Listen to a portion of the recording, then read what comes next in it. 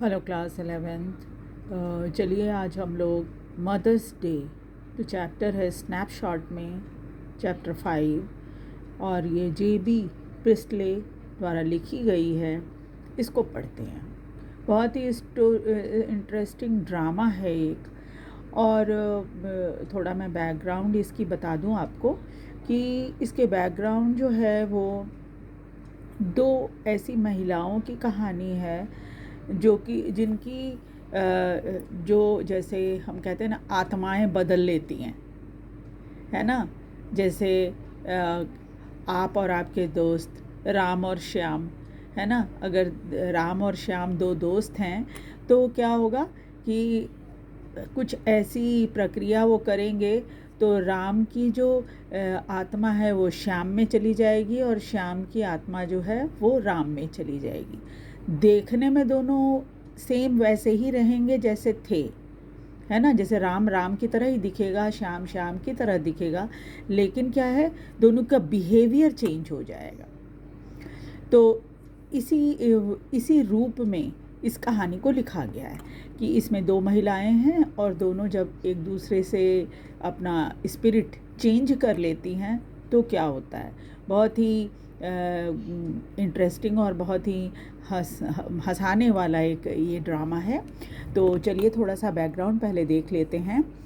The following play is a humorous portrayal. जैसा कि आपको इंट्रोडक्शन में ही बता दिया गया है कि ये एक हंसी मजाक के रूप में लिखा गया है प्ले या drama of the status of mother in a family.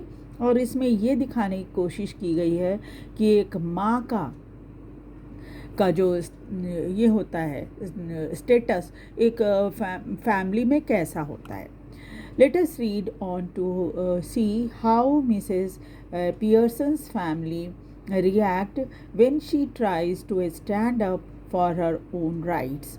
और इसमें हम जब ड्रामा को पढ़ेंगे, प्ले को पढ़ेंगे, तो देखेंगे कि कैसे मिसेस पियर्सन की फैमिली जो है उनका जो रिएक्शन होता है वो कैसा होता है जब वो अपने अधिकारों के लिए खड़ी हो जाती हैं।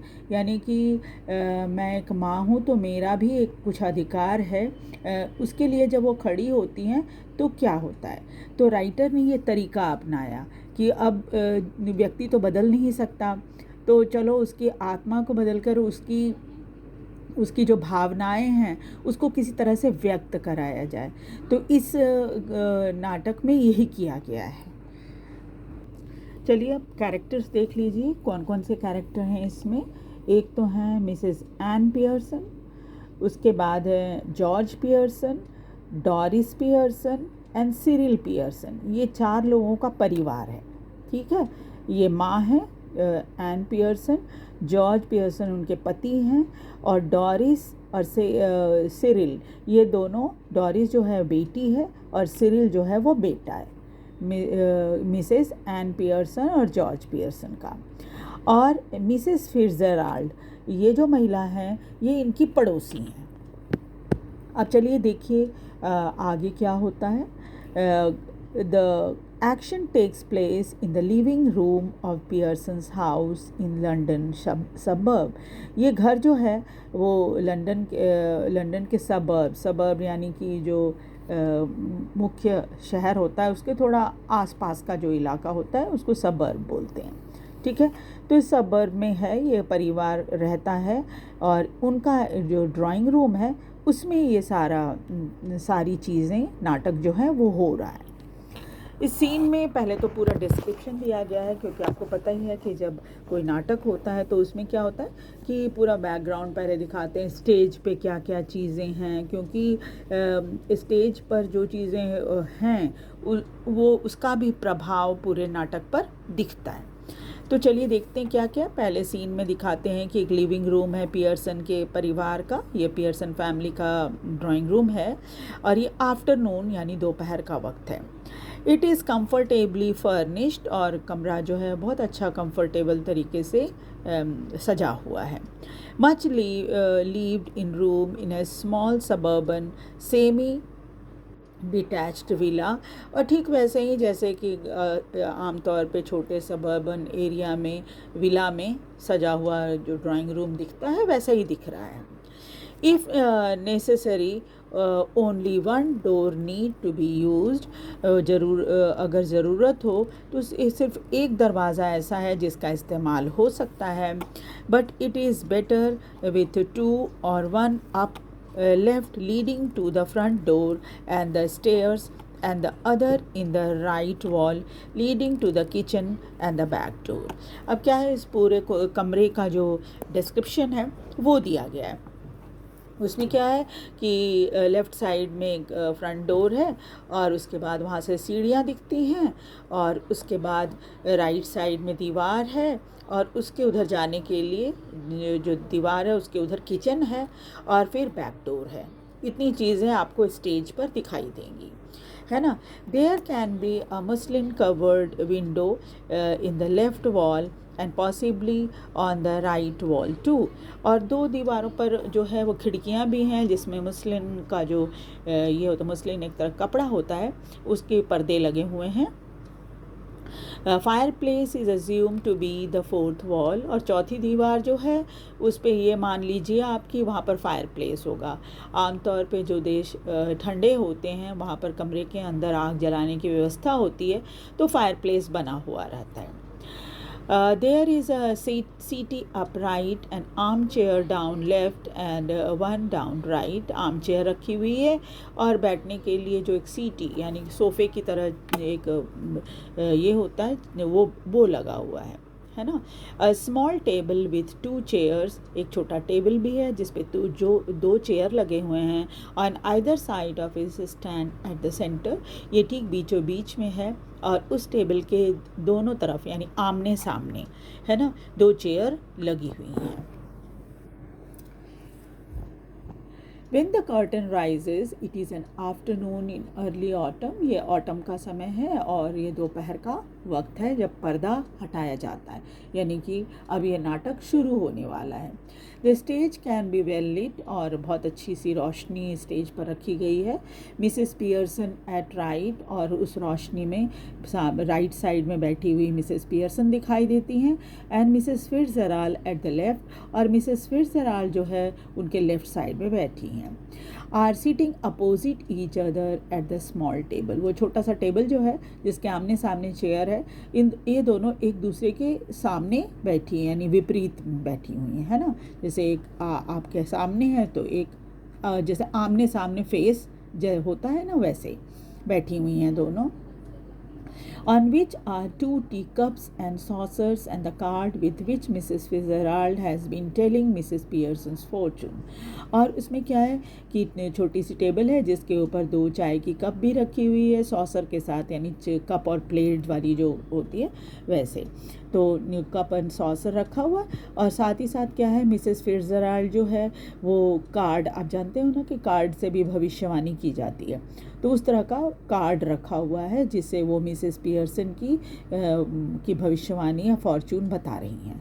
Mrs Pearson is a pleasant but worried looking women in her 40s, और मिसेस पियर्सन जो है वो प्लेजेंट मतलब खुश मिजाज किस्म की महिला लग रही हैं, लेकिन थोड़ी सी परेशान सी हैं, और उनकी उम्र करीब 40 वर्ष की होगी।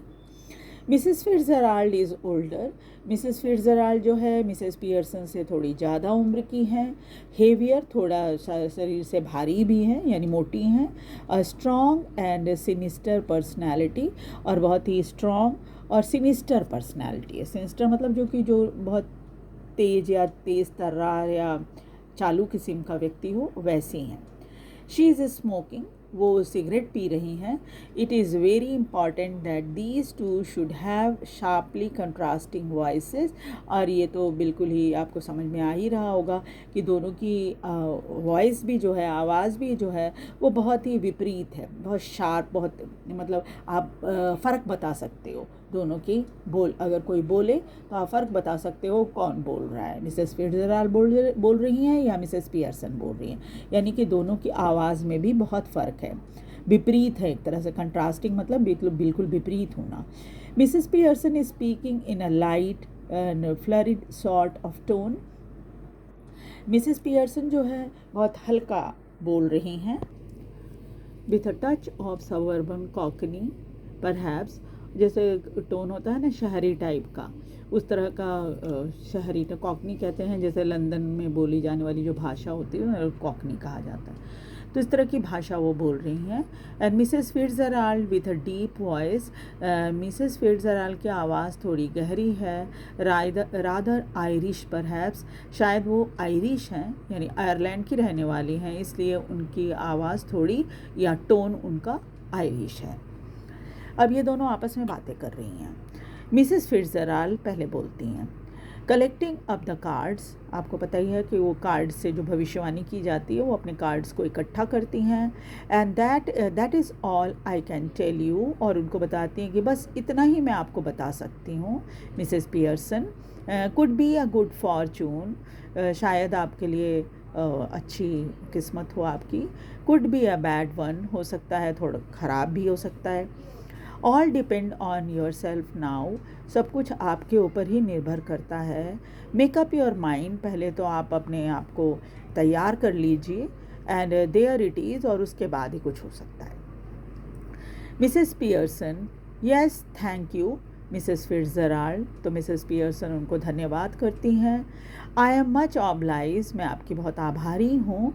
I am sure it is wonderful having a real Fortune telling living next door, और शायद ये मेरे लिए बहुत अच्छा है कि मेरे पड़ोस में ही कोई फॉर्चून टेलर या भविष्यवाणी बताने वाला है। Did you learn that out east too, क्या आपने पूर्व से ही ये सब चीज़ें सीखी हैं? मिसेस फिट्जराल्ड, आई डिड, बोले हाँ मैंने वैसे ही सीखा है। 12 years I had of it with my old man rising to be lieutenant quartermaster, और उस समय मेरे पति जो हैं वो लेफ्टिनेंट क्वार्टर मास्टर थे। उस टाइम मैंने ये सब 12 साल पहले ये सब सीखी थी। ही लर्न अ लॉट, उसने भी बहुत सारी चीज़ें सीखी थी। And I learn a lot more, और मैंने तो उनसे ज़्यादा सीख ली। But will you make up your mind now Mrs Pearson dear, लेकिन क्या आपने अपने आप को तैयार कर लिया है Mrs Pearson? Put your foot down once and for all, एक बार आप बिल्कुल जोर लगाओ, है ना, कि मुझे ये काम करना है ना। तो इस तरह से क्या होगा कि क्या आपने अपने आप को तैयार कर लिया है इसके लिए। And be the mistress of your own house and the boss of your own family, और जब तक आप दिमागी तौर पे अपने आप को इस तरह से तैयार नहीं करोगे कि मैं इस घर की मालकिन हूँ और बॉस हूँ अपने फैमिली की, तब तक कुछ भी सुधर नहीं सकता आपके परिवार में। Mrs. Pearson is smiling apologetically. That is easier said than done. Mrs Pearson मुस्कुराती हैं, थोड़ा सा जैसे माफ़ी वाला जो एक एटीट्यूड होता है ना उस तरह, क्योंकि वो वैसे भी सॉफ्ट स्पोकन है, तो वो कहती है कि ये बोलना तो बहुत आसान है लेकिन करना बहुत मुश्किल है। But I beside I am so fond of them, और क्योंकि इसके अलावा क्या है कि मैं सबको बहुत प्यार करती हूँ, मतलब वो अपने बच्चों और अपने पति के बारे में बता रही है कि मैं बहुत उनको पसंद करती हूँ। Even if they are so thoughtless and selfish, हालांकि मैं देखती हूँ कि वो बिल्कुल ही विचार नहीं करते इन सब चीज़ों का और बहुत ही स्वार्थी भी हैं। They don't mean to be, हालांकि वो विचार नहीं करते मेरे बारे में या बहुत स्वार्थी हैं, ऐसा वो चाहते नहीं है करना, बट होता है। Mrs Fitzgerald cutting in, may be not, लेकिन मिसेस फिट्जराल्ड जो है उनकी बात को काट देती हैं और कहती हैं कि नहीं ऐसा बिल्कुल नहीं हो सकता, but it would be better for them if they learn to treat you properly, ये उनके लिए अच्छा होगा कि वो आपके साथ बहुत अच्छा व्यवहार रखें। Mrs Fitzgerald, yes I suppose it would in a way, मतलब कि हाँ मैं भी उम्मीद करती हूँ कि हाँ ये हो सकता है।